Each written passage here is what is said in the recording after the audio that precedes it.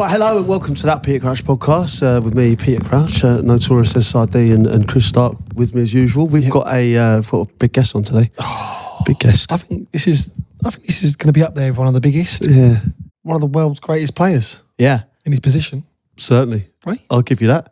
And also someone who speaks quite rarely, considered a man of his stature. It's a big coup. Big coup. Coup for the podcast. Do you think, is that how we're seeing this? I think so. Well, I think it's, I know you boys are quite pally with him, right? And it's great that he wants to come on and sort of hang out and chat. We should say who it is. Well, it's Ashley Cole. Ashley Cole. Yeah. I mean, obviously we're going to get into it with him, but he's someone that from the outside, I don't think I've really heard talk too much. Don't know what he's like personally. He's never done the press, has he? I mean, you've played with him, so have I. He's been, for his own reasons that we'll get into, I'm sure, really sort of private. I mean, he leads a real private life even now, doesn't he? You know, he's in the focal point. I think he wants to get into coaching and managing, but we'll fire this off to him. But great guy. Yeah. Like when I come through Arsenal, he was just the one that we really looked up to. We really did. He was the first one to really get in there. So. No, it's going to be an interesting pod. How have you been, guys? All good? Yeah, I got a husky voice. Bit of a husky one. Yeah, since, sorry, the beverage. Yeah, big weekend. We have the annual Arsenal youth team meet up, and we go into town. We still speak like throughout the year, but we actually physically meet up. And is that every year? Yeah, every Christmas. That's so good. Is that something you've done since you were playing? Yeah. So what's that? 20? Well, under 8. Well, I've known them since I was some of them 13, 14. So it's nearly 30 years. And is it the same kind of routine? Is it a restaurant and bars, or has it changed over the years? It's changed. We go into London. We go into Soho, and the wheels come off. What lovely it is? It's not. This is actually. I actually didn't drink a lot. I swear, because I had a lot of work on the Monday, and I pumped the brakes towards the end. So it's just laughing and chatting, and it's a few lively characters, but really good. No, that's really good news. How was your weekend? Well, it's all right. I feel you get reflective this time of year, don't you? Obviously, we're about to head into 2025. New Year's ambitions, lads. Have you thought about that yet, or just more of the same, really? Yeah, back stronger. Yeah, pretty much. Yeah, back stronger. Yeah, I've never really made New Year's, especially now. Like when I was playing football, I might have some targets and things like that. But at the moment, I'm just trying to not get cancelled.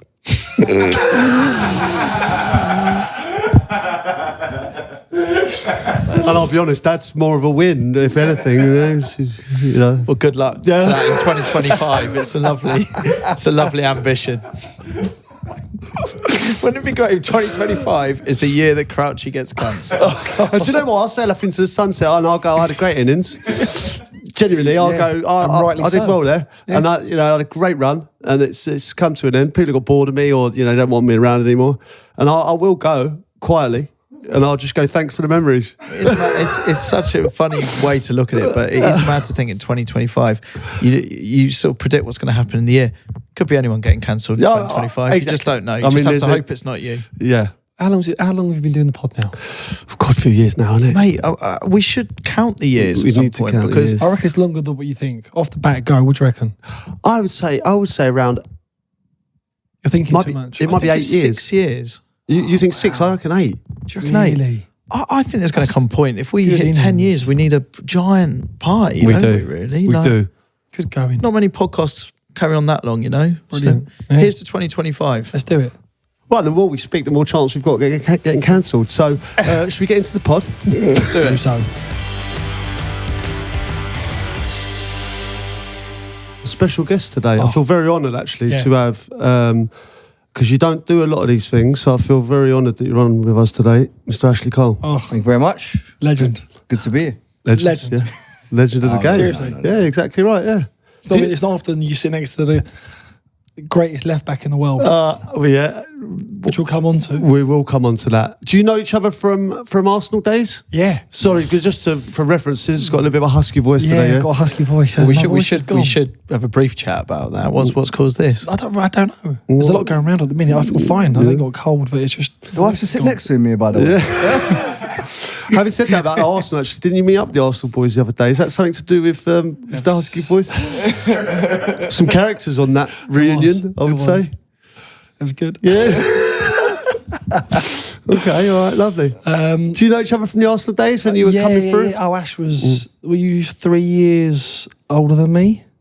3 years. Putting years on him, man. No, because I'm going through age groups. So Stacky was a year above me. Then... Boateng. I was Danny Boateng's age group. Yeah, so you was 2 years. 2 years older. 2 years. Yeah. So I remember going in, my first memories of Ash was I was going in as like 14, 15, still at school, in the half-term breaks, when you was probably full-time YT. And then I'd go in and that's the first time training with Ash, Boateng, Venazza, all them boys. Yeah. And,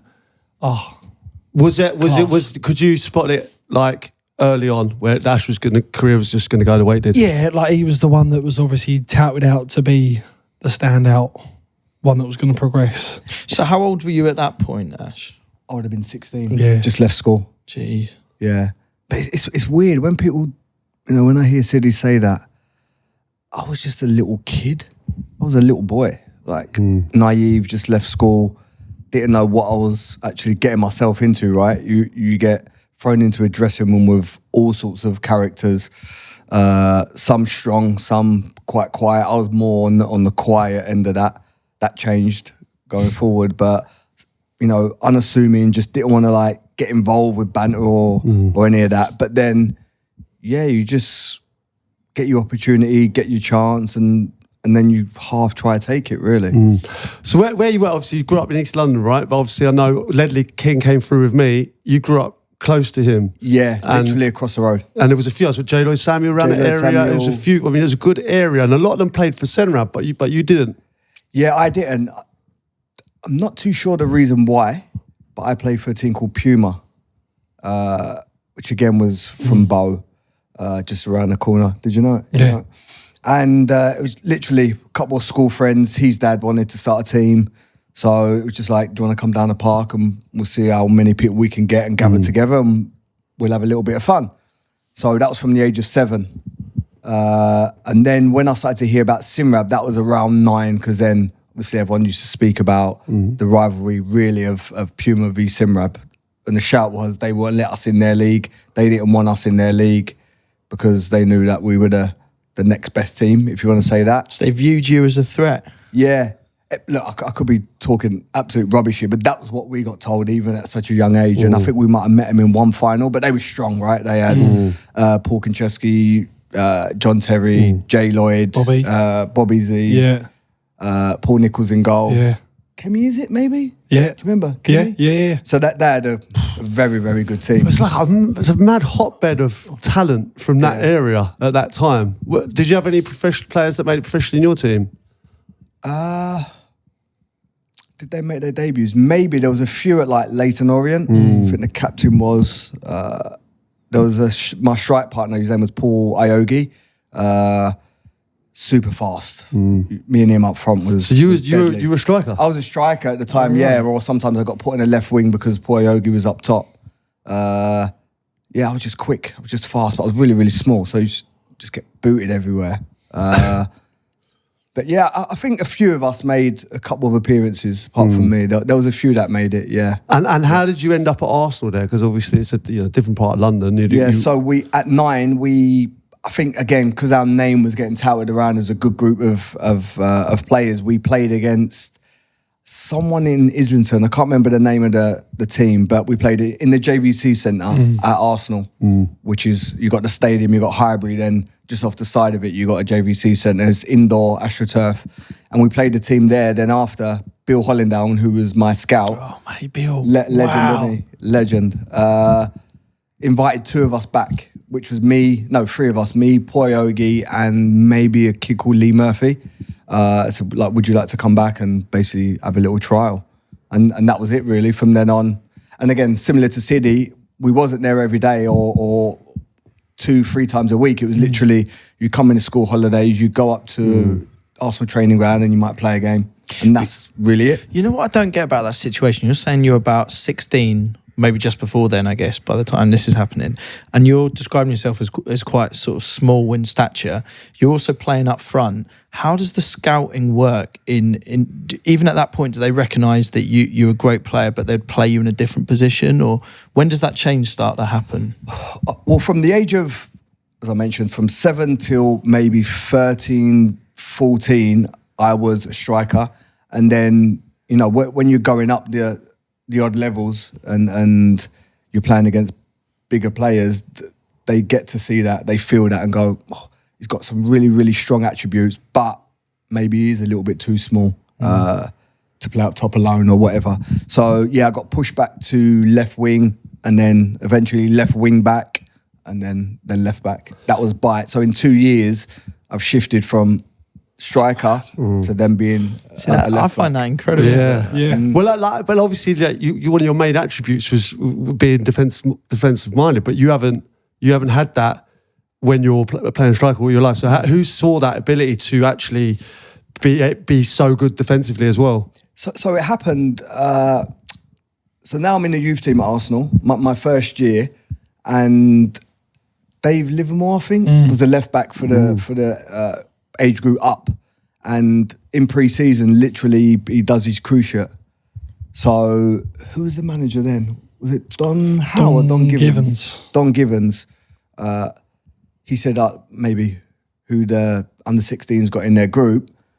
I would take Ashley Cole, who's left-footed, maybe one of the only left-footers in that group. Yeah.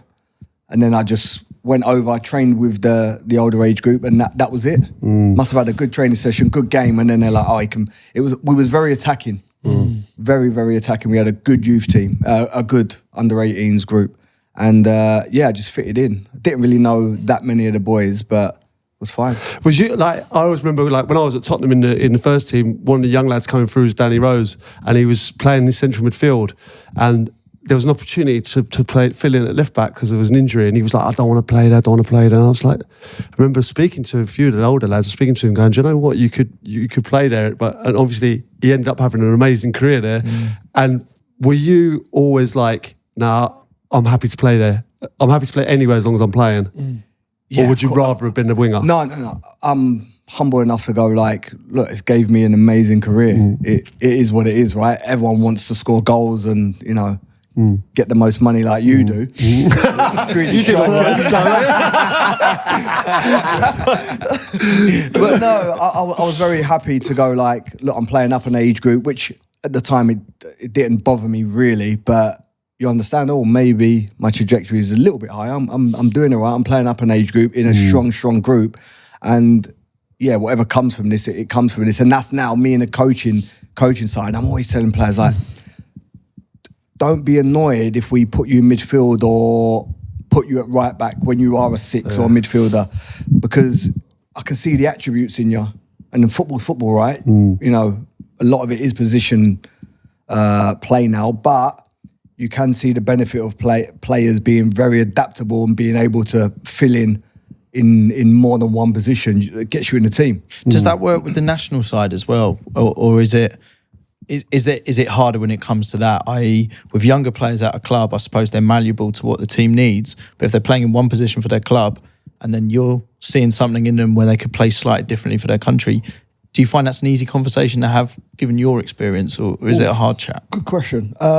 I don't know if it's an easy conversation, but sometimes it might be one where you go, this is going to benefit the team. Or maybe the more experienced coaches and managers go, well, you either play in this position or you come and sit next to me on the bench. Right. That's the level it gets to. But, you know, I'm not at that stage yet where I feel I've got the authority. I feel like I'm getting there, by the way, and hopefully we'll come on to that. But yeah, the conversation has to be a little bit diluted and go, look, we need you to fill in here.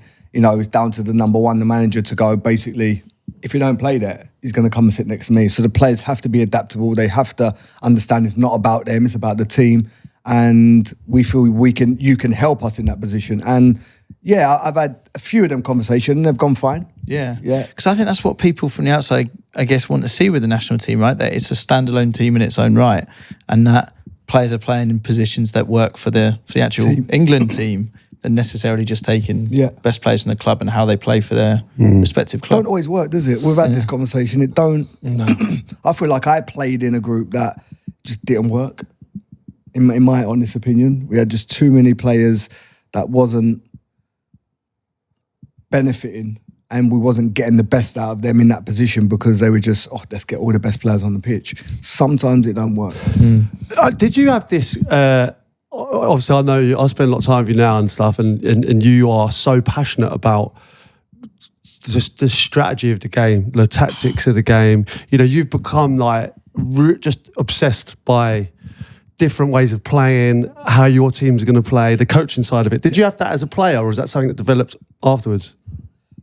Like in my last year of my playing career, really at LA Galaxy, it went into like a player coach role where I wasn't coaching the group and the team, maybe individuals doing like defensive unit work or just sitting in with the meetings, sitting in during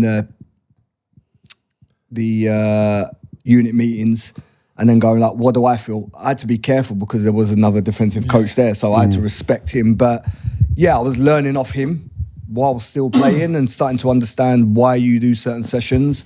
Because as a player, I just done a possession and just run around like a headless chicken. But now I understand, you know, why we do it, what are we trying to get out of this session. And yeah, after that, I saw the impact I had on maybe a few players, younger players, and thought, do you know what? Not saying it wasn't easy, but I really enjoy that part of it. You know, coming in early, maybe setting up a defensive session, seeing them improve. And it was basics, by the way. It was like how to attack a ball, you know, from direct play. A lot of them were standing and jumping off both feet. And it just, to me, was normal. Like, get your body on the half turn, get your arm out, feel him. Or, you know, the timing of the run, the timing of the jump, you know, how you get power in your neck. It was really, really basic. But I saw a young guy, he literally came from college football, signed for LA Galaxy. It was his first year and he was nervous and you could tell he wasn't confident and comfortable around the group. So I just took him to the side, done a couple of sessions with him and he felt it was improving him and helping him. And I'm like, I was 38 at the time. I'm like, maybe it's time to come back home now, really focus on the coaching part. It's bad because you would never have said he would have been a coach or a manager. When we was playing, even when I was at Chelsea, we was playing. But then like, I bumped into you before in a restaurant and you're like, and I'm walking to my table with my missus and you're there and like we're chatting, within 2 minutes he's got salt and pepper pots. It's become an obsession, right? I'm like, wow, like it's incredible. Like he's so like engrossed in it, aren't you now? I think you have to. It's amazing. I think us as players, right, that's what we did as players. And I think if you want to get to the highest level you can reach, you have to do the work. You have to be obsessed with it. That's the way I feel. You know, from 38, I became a novice in the next part of my journey in a job. And if you didn't want to like really, I say suffer, I use the word suffer, but really go and humble yourself to go, I need to start at the basic entry level to go, I need to learn, I need to find my voice, I need to find what me as a coach looks like because we're not all the same. And yeah, I threw myself into it head first and love it.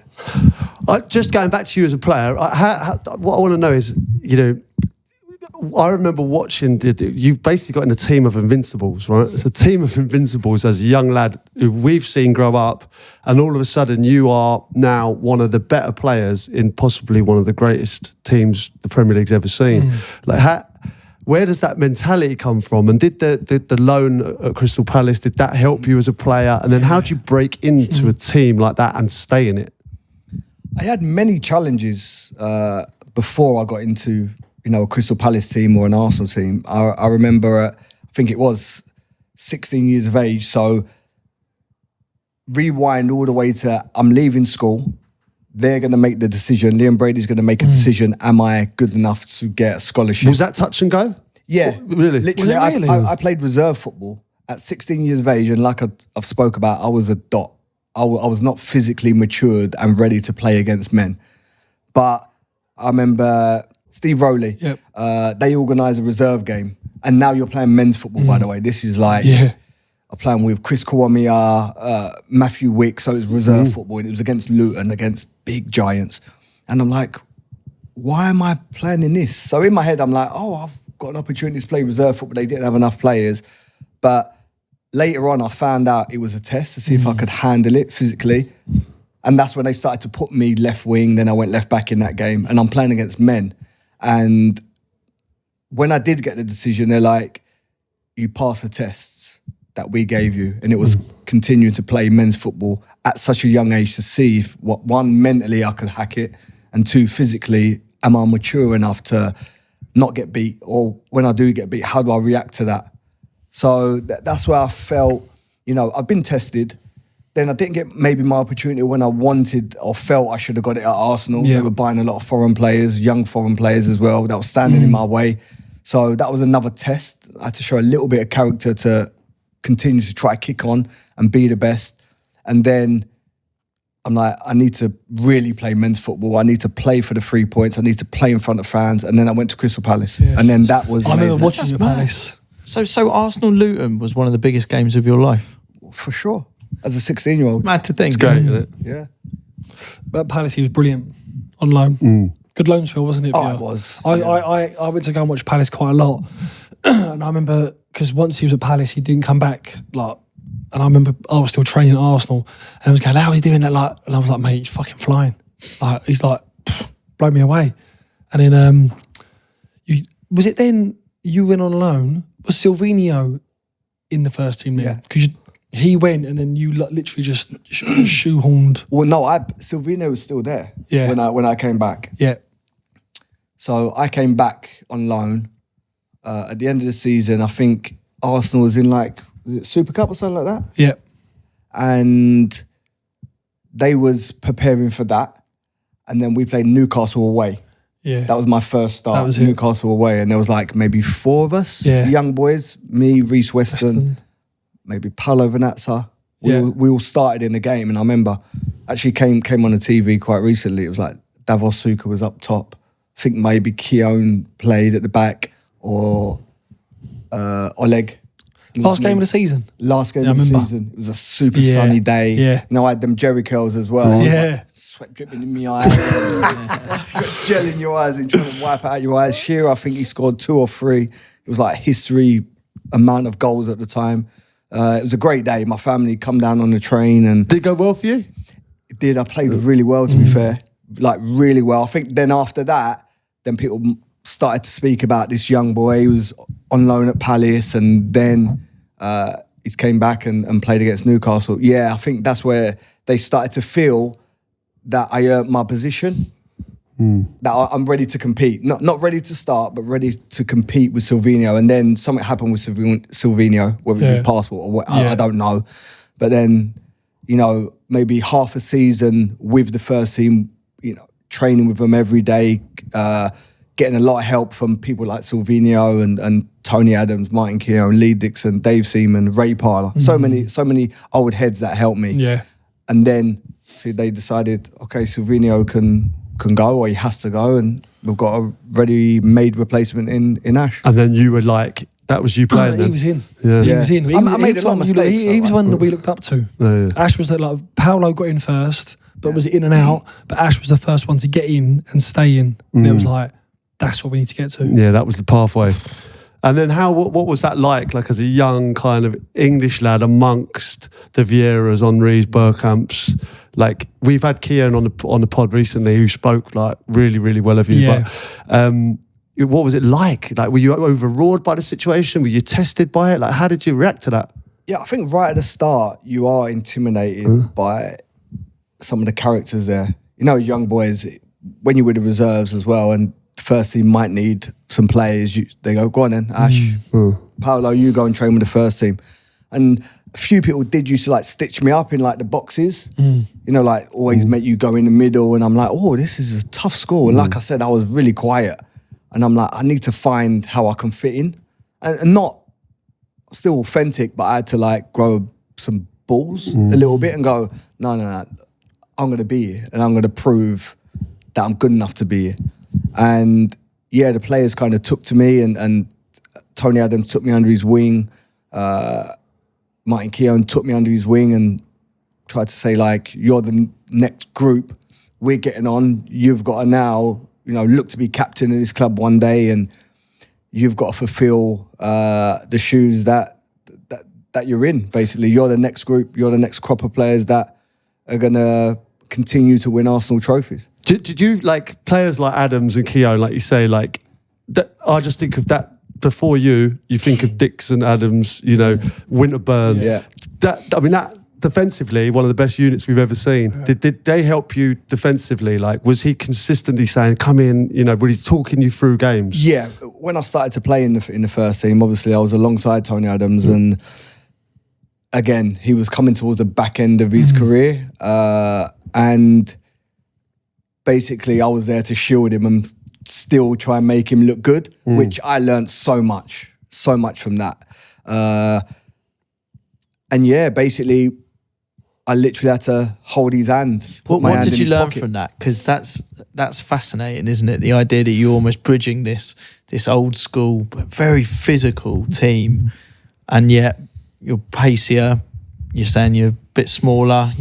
What did you learn from Tony Adams and? Well, that whole back four straight away was mentality. We are hard to beat. We don't effing concede goals. You got Dave Seaman in goal. The back four mentality was, we have to just defend at the start. We defend. That is our job. Because there's the odd occasion where I might bomb on and they get counter-attacked and the space is open and Tony's getting a little bit exposed. And how much of a bollocking would you give you though? If you went forward, left him isolated, he had to come out to left back a little bit. He did not move. and I knew if I bombed on, that's why I had that reaction. If I go forward, I have to sprint back. Yeah. So yeah, he wouldn't like it. But I had so much respect for these guys because they wasn't arrogant with it. They really helped and nurtured me, and I respect them so much. So whatever they wanted me to do, I done, and I tried to stick to what they asked me to do. So being right next to Tony, I had to really understand the game as it's going on. Like, I'm out of position really because I'm holding Tony Adams' hand, and now my winger's on the touchline. He's got so much space, so I had to really understand to the player on the ball, maneuver my body to do 3 jobs: protect the inside, get out quick, and fight one-on-one with my man. But then there might be a midfielder running behind me. So do I block that line first? There was a lot of details I had to learn. But I was getting guided by people like Tony and Martin, and they allowed me to make mistakes, which I think that was a relationship we had, because when I did make a few mistakes right at the start, he would let me have it. And I learned very quick, maybe I shouldn't do that. But, gradually, maybe I earned their respect and they was a little bit softer on me. And what was your favourite moments in an Arsenal shirt? I think there's a couple, and it has to be obviously making my debut and then scoring the first goal and then winning the first trophy. I think has to be first trophy was FA Cup. FA Cup. I think would it have been Prem? See what is? We'll get onto this, but you've won quite a lot. To be fair, he's won a hell of a lot. I remember my first trophy. But I think my first final I lost. It was against Liverpool when Michael Owen scored. So I think my first big final was a loss. You didn't lose many. In that game there, are you thinking, we've won this? Because you're like young, experience. Was that like a learning curve for you to go, like, I've won my first trophy already during the game, and then quickly it's gone. You're like, I can't do that ever again. But I still picture me missing a chance. I was like, just on top of the edge of the 6-yard box. I think Henry might have cut it back. And it's like the goals there. I think Carragher was on the line or something. And I've been too cash. And I wasn't used to being in that position, if that makes sense. Even though I've been a striker, that was a different ball game. When you got 70,000 in the stadium and big Carragher on show, I think, on the line, bobbing up and down, it's different. It hits different. And I've connected just a reflex little touch of the boot, and he's cleared it off the line, and that has never left me because we lost that game. Really? Never left me. And then Keown giving me a bollocking as well was the other one. Leaving someone from the corner. You said this recently, didn't you? Yeah. Left someone at a corner. It drops down to Michael Owen. He slots it in. And then literally, probably about 3 or 4 days later, Keown pulls me, hey, have you watched that goal back? I'm like, no, Martin, I don't really want to think about that right now. He's like, it's your fault, you know. I'm 19, you just sink in your chair, like, oh, really? But that's what we talk about. Like, we've talked about in this podcast before. Like, I said I probably didn't have it as much as other people. That I've just asked you, what's your best moment in an Arsenal shirt, and you've just told me 2 negative moments because you're thinking about rather than it's always about what I can do better. And I think that separates kind of like the good players from the great. No, I agree. It's always like what I can do better, the small details. I've won 7 FA Cups, but you're talking about the goal you give away and the one you lost. Do you know what I mean? That's the difference. That is the mentality, isn't it? What was so when Ash was playing, the YT boys or the young pros at the time, we'd sit behind the dugout and we'd watch. So I used to just watch the midfield players. So I'd watch Vieira. And I remember all the time he used to get the ball, it was kind of, he'd say to you, Ash, doesn't matter if I got someone marking me, just give me the ball. If you're in trouble or you've got nothing on, just give it to you on my safe side and I'll deal with it. Well, when I first got into the team, this is another reason why I felt I earned the respect of the players, because before, when I first started playing, I get the ball and Patrick's running down the line of me going, give me the fucking ball. And I'm like, I just give it to him, just give it to him, just give it to him. And that was like fear of like not wanting to make a mistake or, being nice and being their friends. And then when I stopped just giving in the ball and started to do my own things and they didn't shout at me, I was like, oh, actually they get the respect's there. I don't need it off him now. I'm telling him like, move, move. I don't need to pass to you. I can do that. I'm better than that. And they started to go, oh, actually, Ash's got a personality and he plays with confidence and bravery. So that's where it started to really turn. And again, as Sidney said, they were all mentality monsters, that whole group. And it really shone through in their personality, in the way we trained and the kind of enthusiasm every day to come in and want to work. That really rubbed off on me. What was your favourite shirt in your time at Arsenal? We've been talking about shirt sponsors and old school. Yeah, like a Dreamcast, Sega. You were there for Dreamcast, weren't you? Oh, Dreamcast and Sega. That was, I think, maybe in the, at the time, whatever the Carling Cup was, Coca-Cola Cup. Yeah. I remember wearing that one. That's got to be up there. When I close my eyes, I see the baggy one on you. Was it JVC then again? I see the yellow one. I see the big yellow one. Yellow. You see more than me. Do you associate the yellow one? Yeah, I do a bit. Really? Yeah, do a bit. Yeah. I've seen him longer, so But who was we'll ask Keown this question, who was the best out of the group for you? Like, who was the one where you was like, and I know that's such a hard question.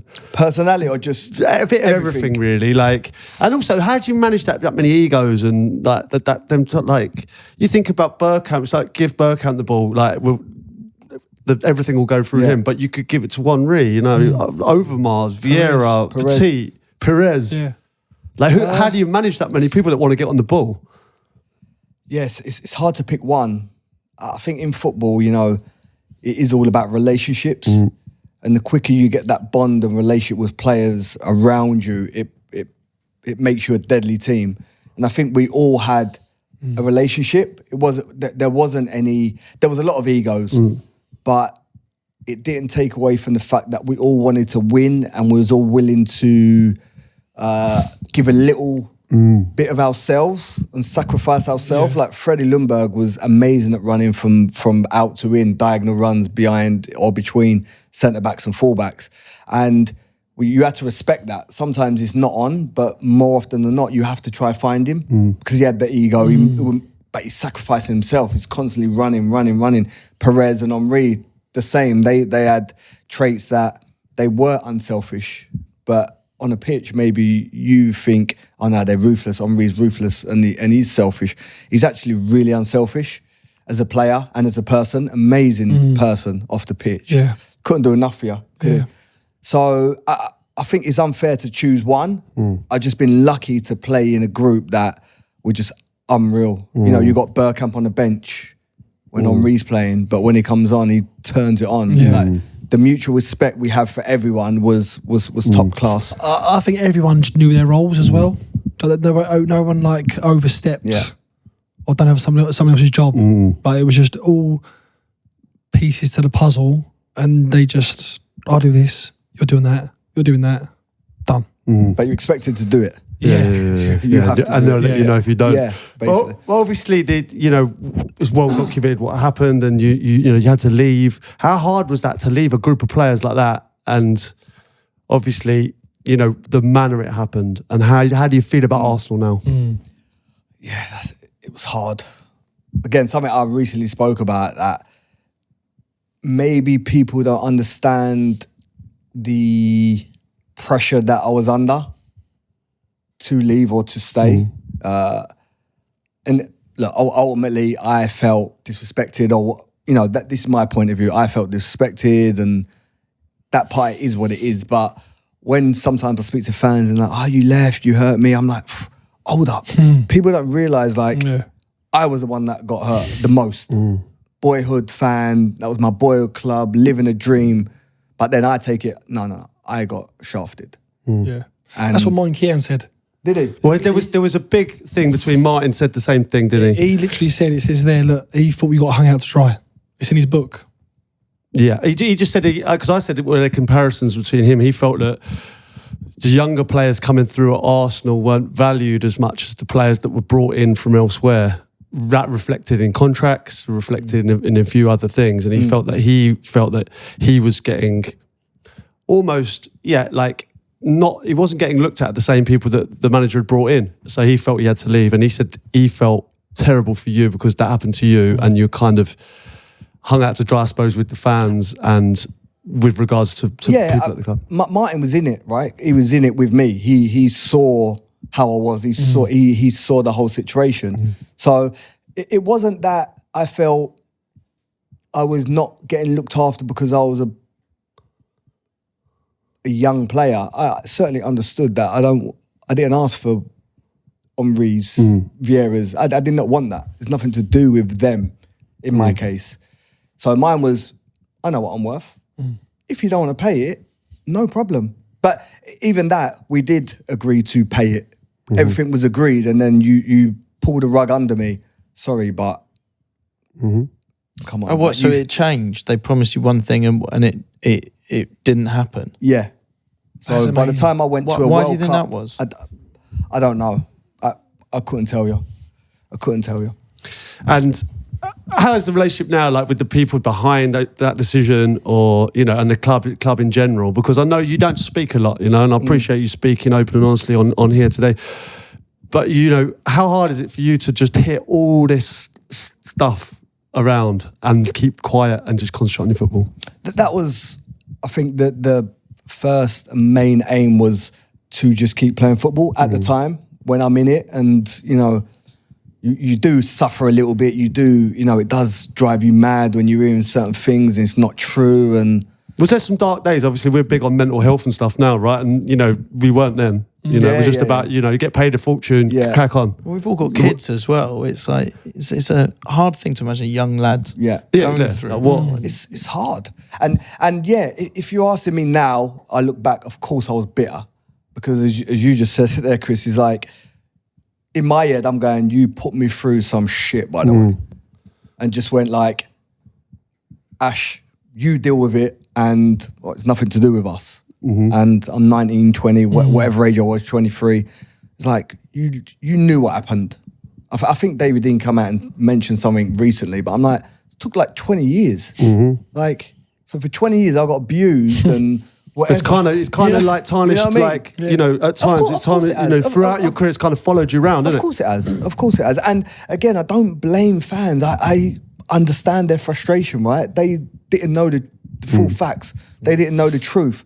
I wasn't kind of in a mindset to speak to press because there was other things I did. I gave my first car away to charity and they flipped that around on me and said like I wanted publicity. So I'm like... I don't want to speak to you. So we didn't have social media back then, so you can never get your point out or you're going back to it. In my head, the devil, which is talking to the press, that's how I felt. So there was so I just literally went... You just shut down. And that might have worked against you because they still got to say things, and the fact you're not speaking to them, it makes it worse. Exactly. Or does it? Or like, is it damned if you do and damned if you don't? Well, that was my mentality, basically. That was my mentality. Yeah. That was how I felt. All right, well, listen, you come out of that and you make a decision to go to Chelsea. Yeah. You know, you've cut ties with Arsenal, but then you go on to have one of the most successful periods that we've ever seen, right? Again, leaving a beautiful club, an amazing changing room. That was changing and evolving, to be fair. A lot of the older players were leaving. And I get an opportunity to play with big English core, a lot of players that I knew from England, a manager that just won 2 titles. And I did think of myself and go, I want to win. I was so used to winning at Arsenal. I wanted to continue that. And it was something I felt I had to do. Did any of those players call you to sort of stick up for the club and try and bring you over? At Chelsea? For Chelsea, yeah. No. You would actually think they would have. No. Again, I was always, batting it back saying I want to re-sign for Arsenal and all that. But then obviously after the World Cup, that drama happened. And again, I was like, I don't want to stay here. I want to go abroad. I'm going to go to Spain. Something was near, could have joined one of the big ones in Spain, if not both. So that was a choice I had to make. Wow. Right, I could talk to Ashley all day. It's so interesting hearing his story. So what we do sometimes with these pods, when they are so good, we'll make them into another part. So part 2 will be coming up next week.